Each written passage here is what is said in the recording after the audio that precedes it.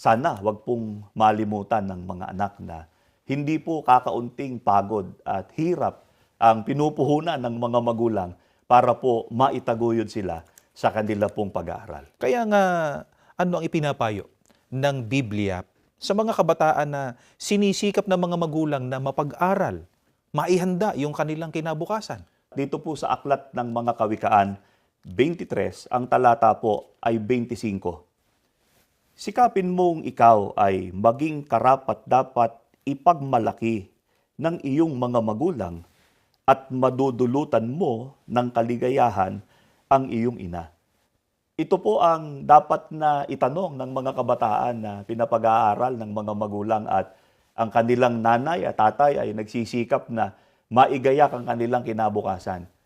Ako kaya, bilang anak na nag-aaral ay karapat-dapat kayang ipagmalaki ng aking mga magulang. Kaya mga anak, anong sagot niyo doon sa tanong ni Tatay Jun?